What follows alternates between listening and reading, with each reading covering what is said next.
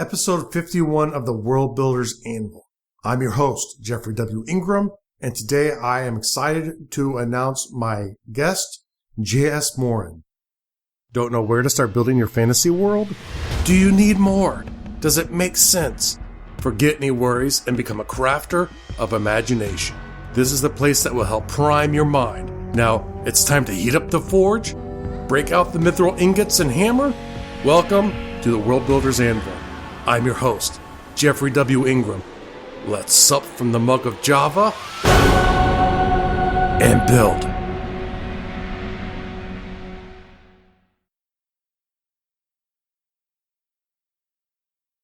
JS Morin by night dreams elaborate dreams of visiting fanciful worlds, forming acts of heroism, and solving intriguing puzzles, which inspires him to craft stories. Jeff also possesses one of the most intriguing and dangerous blogs for world building and fantasy lovers on the internet. Amongst his works, he has written the Twinborn Trilogy, the Mad Tinker Chronicles, and the Black Ocean Missions.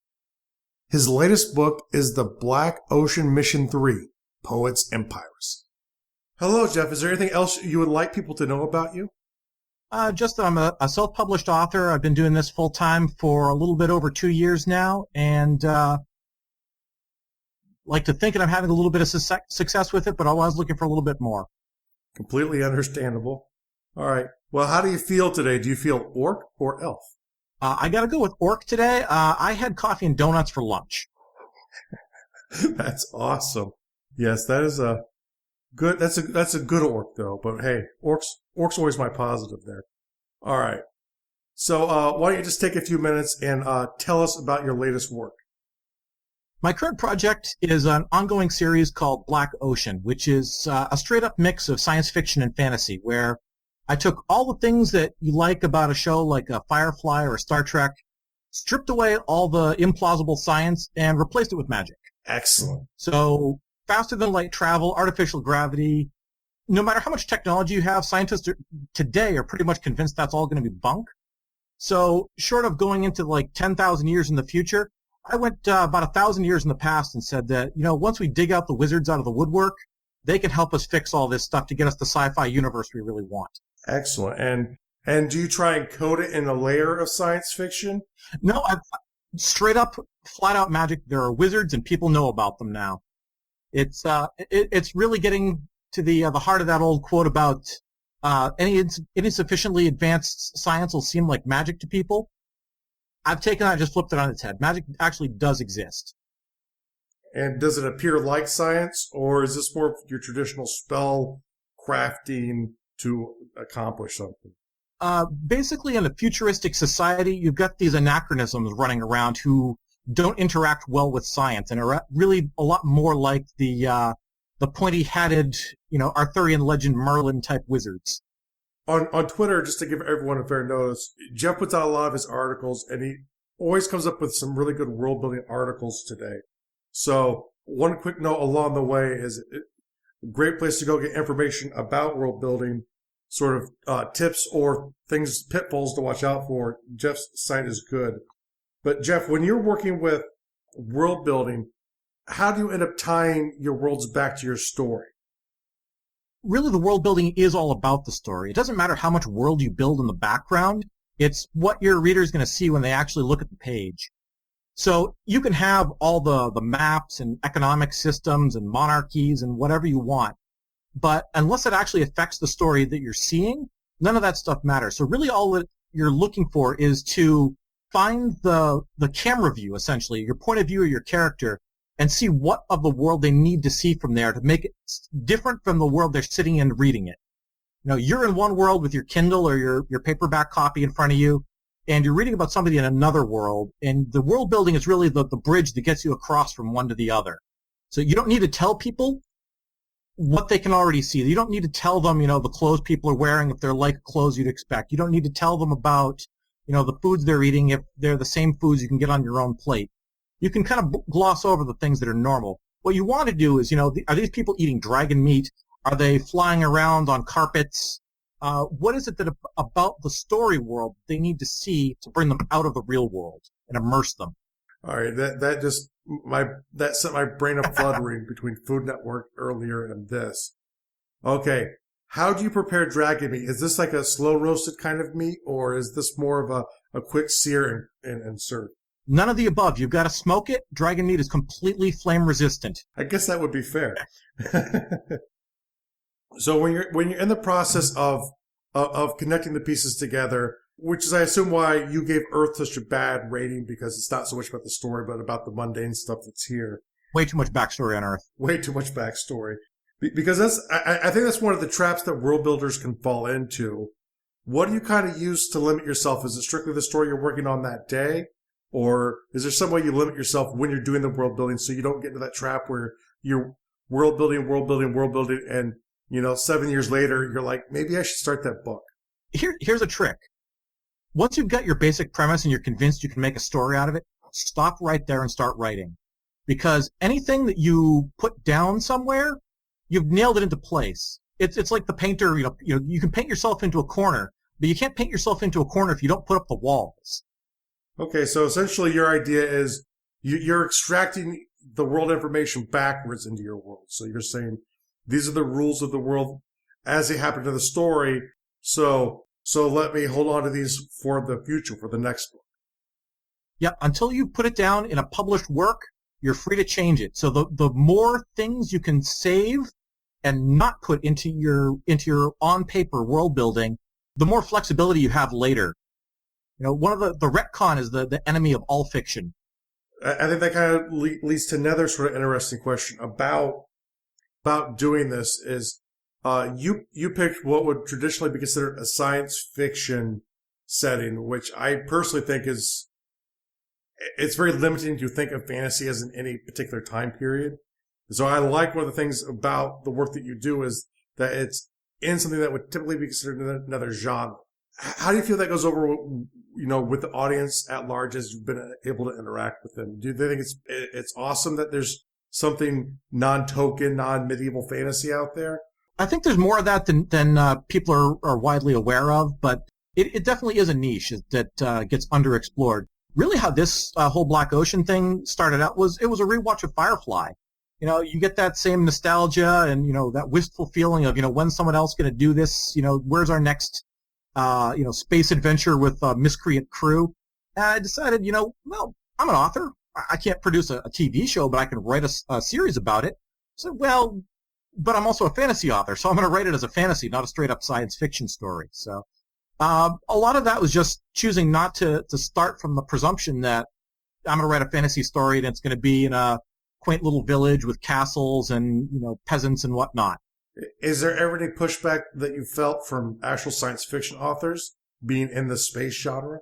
I don't necessarily see much of that. I think there's already a comfort level among science fiction writers that there's a pretty stark breakdown between the hard science fiction writers and the soft science fiction writers. I definitely fall into the category of very soft science fiction. Or I think maybe because you label it fantasy, it's easier for them to let go of it and coexist with it. Yeah, I'm not trying to be the next Heinlein or Clark or Asimov. This is definitely a work for entertainment, not trying to predict the future. Excellent. And you're not going to get arguments over people whether or not an element could exist. I'm not surprised about any argument I'll ever get into about fiction, but it hasn't happened yet. Very good. So especially for you, you've started doing this full time. And for a lot of people, that's a real difficult step. I mean, it's one thing to sit there and go, you know what? I have this work. I'm going to self-publish it. I think that's a really difficult step for a lot of people. But what was your I can moment, the moment that you knew that you could do this full time? Honestly, I owe that part of it to BookBub. That's a promotional service that gets the word out about books. They're generally a little bit selective about the works that they bring in as far as previous exposure and reviews and whatnot. And I had started writing my Twinborn Trilogy, and I'd had 2 books out. The first book is a drop in the ocean. You tell your friends, your family, everyone you've ever met about it, and 2 or 3 of them buy it. And then I put out the sequel, and okay, those same people bought it again, and maybe a couple strays that had come late to the party on the first book. But the third book of the Twinborn Trilogy really kind of took off for me.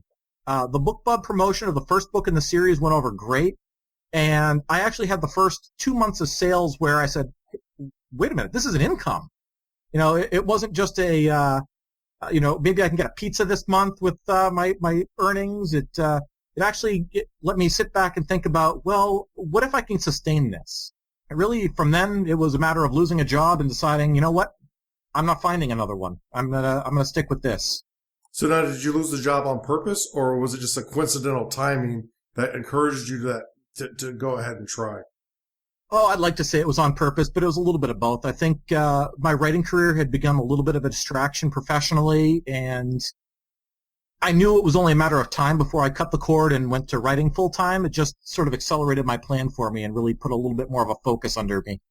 Very cool. So is the Twinborn series, is this all in the same universe as Black Ocean, or is Black Ocean a different world, different universe? I've written 3 series now. The Twinborn Trilogy and the Mad Tinker Chronicles both take place in the same universe, but Black Ocean, in theory, is our own universe in the distant future. Okay. Now, one of the things I've heard from talking to other authors who are out there is series are becoming more difficult because there's a fear from readers that the series won't be completed. Now, there's a lot of kerfluffle with Martin right now because he's putting off his next book, and people are getting nervous. So do you get a feeling with your series that they sell better as they're finishing, or have you not really noticed? No, it's definitely a real effect. It's night and day. Especially for a new author, you have no credibility with that first book. If you tell them you've got 3 books out, they'll say, I'm going to wait till you have 3 books in this series, published, done, and maybe a couple dozen reviews on it before you can get somebody to pick that series up. There are brave and adventurous souls out there who I love dearly who will read a first book from a brand new author. But if you tell your average reader that, hey, look, there's this brand new author who's never published anything, they've written the first book in a trilogy, that's a hard sell. Mm. I definitely noticed it was an exponential increase for having 2 books in a series to 3 as far as getting people to pick it up and start reading. Good advice for everyone out there who's planning to go that route. Really, at that point, it becomes a matter of trying to maintain that level of motivation and self-confidence to finish the series when you've got 2 kind of floating bricks out there that really aren't doing much, and why am I writing more of this?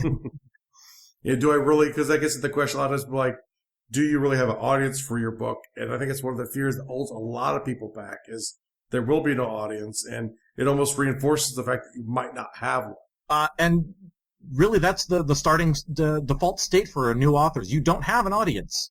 There are people who will like your book. Some percentage of the population of Earth will love your book, but none of them know it yet. Yeah, that's one of the more interesting things I notice about you is you seem to have a very good creative side, but you seem to embrace the idea that I need to build an audience if I ever want to sell books. That's almost maybe, where's your IKEA moment for that? To where maybe that was because you lost your job, but a lot of authors I talk to almost feel like, here, I've written the Odyssey for fantasy, and I'm going to put it out on Amazon, and no one's going to ever buy it, and I don't know why. Well, I stumbled actually upon the guys with the self-publishing podcast and started listening to them, and they really espoused a view that it's not lightning in a bottle. It's not being in the right place at the right time. It's just a matter of putting out good work and continuing to put out more of it. That eventually, people will find it. It may take a while, but you just keep producing the best work you can, and eventually it's going to catch on just through sheer stubbornness. Now, is that the guys who did NaNoWriMo last year where they tried to do the entire book in 30 days? Is that the same self-publishing podcast? I think those are the guys who do almost a full book every day. I think a couple of them have about 9,000 word writing routines. Yeah, no, I actually heard them being interviewed, and wow, I mean, talk about, I think, several authors worth of works every decade. No, okay. So what would you say is your biggest achievement to date? Really, it's got to be that first book. Honestly, I mean, that may sound trite, but getting the first book done. If you've never completed a book, it really is just a sort of sit back and think about it a minute achievement. Just having a book out there on Amazon that people are buying, that complete strangers are looking at and hopefully enjoying, that, you're no longer an aspiring author anymore or a hopeful writer. You've actually published something. So what is one bit of real world advice that you wish you knew sooner? I wish I'd started this self-publishing thing before the wave crested. I'd love to go back and tell myself to clean up that manuscript for Fire Hurler and get that done back in 2009 or 2010. I've been pleased with how it's been received and the progress I've made on it, but I really wish I'd gotten to the gold rush when it was still a gold rush. If I'd give anyone advice now, it would be to just do it. Put out the best product you can, get professional editing, hire an artist. You're going to spend some money up front, but if you want to get in this business, you got to treat it as a business. Very good.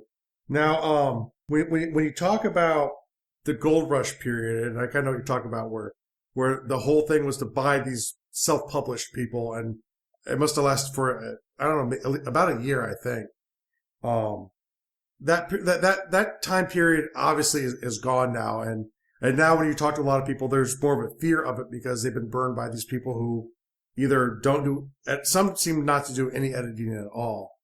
I'm sure there are some who actually don't do any editing. The barrier of entry has been lowered to use of a web browser, and some people use that responsibly and some people don't. So what would you say for someone who's really putting their heart and soul into this? If you had to tell them one thing to focus on to build their audience for their world and their books from the platform side of it, not from the world building side of it. Yep. What would be the one tool that you think is the most important? By hook or by crook, put your book into as many people's hands as you can. The people who are going to get you the seed for an audience aren't the people who are buying your books. They're the people who are getting it as review copies. They're the people who are going to download it on, your free days if you use Amazon's KDP Select.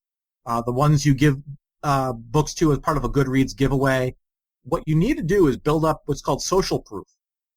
Other people besides you saying that this book is worth their time, effort, and money. And there's no substitute for getting that book into people's hands and convincing them to at least give it a try. If you can take away the financial burden on their part and just get them to give it a look, that's where your initial reviews are going to come from. That's where you're going to have an Amazon page that has, instead of 0 reviews or your mom and dad's and your best friend's reviews, that critical mass where people have said to say, well, he can't possibly know 30 people who'd all write a review for him or 50 people who all write a review because he said so. He can't possibly be buying pizzas and beers for all of these guys. That's what you're looking for. You want people who are viewed as unbiased, who have taken your book, enjoyed it, and are willing to sing its praises publicly. That's what's going to convince other people to actually buy the book.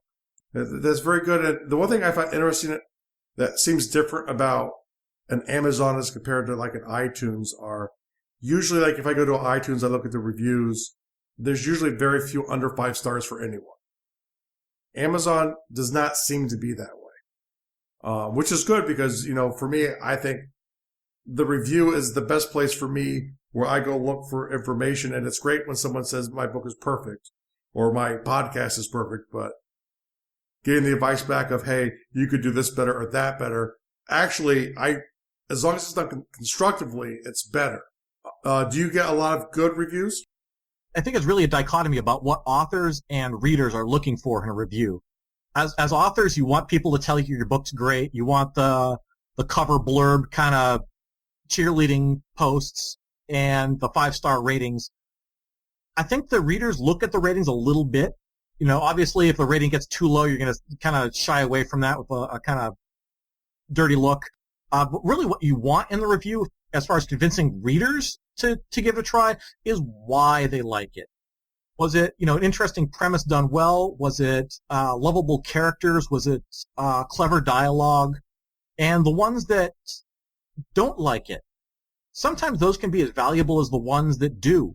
Because, if somebody says, this book was too violent for me, this book was too vulgar for me, some people are going to say, you know what, I'm tired of these books that aren't violent or vulgar enough. And they'll take that 1-star or 2-star review and say, you know what, this is going to convince me to actually look at it. Yeah, most definitely. I think there are some things, I don't need any more academies personally, but that's my personal choice. I don't need any more kids going to school. All right. So, yeah. Why don't you give us a quick story about some task that could have gotten you started sooner as a writer? Well, I mentioned Fire Hurler, my first book. I published that in 2013, but I started it somewhere around 2001. It was sort of a lark. I had a great premise. I figured, you know what, I'm going to give this a try. I wrote about 100 pages worth of it. I got myself stuck. There was just a scene where I didn't quite know what happened next, and I didn't have the mindset at the time that, I'm a writer, damn it, I'm just going to power through this. I'm going to figure out a way, or even the savvy to set it aside and move on to something beyond it. I just kind of got stuck, banged my head against it for a while, and then I put it in a drawer for apparently about 12 years. Oh, wow. If only I had the resources available today for, aspiring writers, the Reddits, the Twitters, the blogs all over the place. And no one really blogged back in 2001. But if I had those sort of writer resources and I'd actually gone through the process back then, who knows where I'd be today? Now, just for my personal interest in something I've been starting to track from the different people I'm talking, do you have a role-playing tie-in with your love for fantasy, or did this more come from books and TV?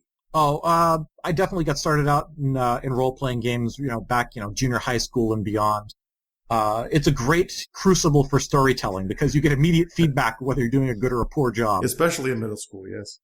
All right, so now we are preparing to enter the gauntlet round. And for those of you who are listening for the first time, or as for fair warning for Jeff, this is the round where I like to torture writers.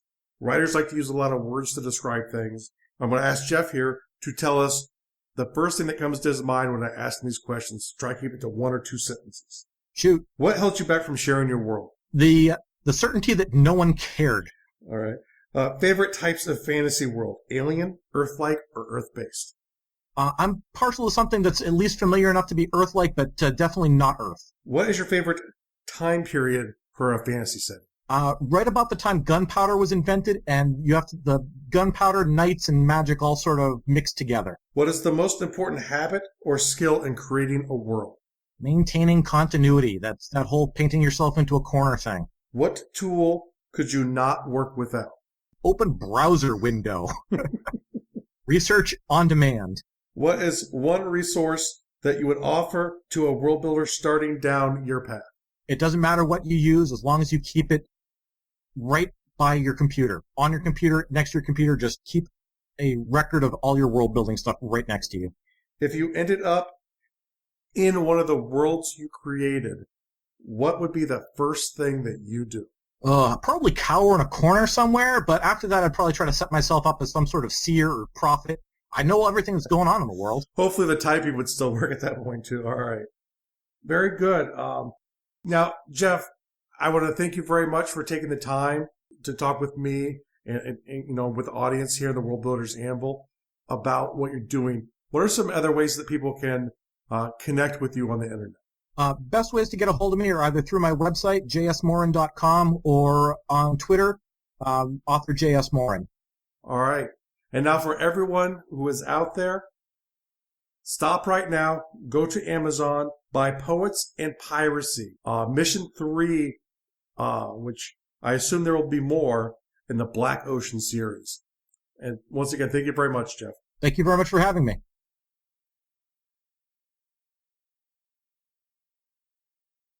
And as always, make sure to go to gardul.com. That's GARDUL.com for the show notes. It'll be under podcasting, World Builders Anvil. That's a great place to get all of the information from the episode that you've just listened to and to see all the resources that we've talked about in this episode. Thanks for joining us this episode of the World Builders Anvil. Please be sure to rate and review us in iTunes, and please help get the word out to your friends about our show.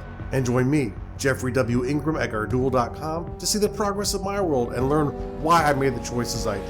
And please contact me and let me know the topics you would love to hear in the future. Now strike while the myth rolls high.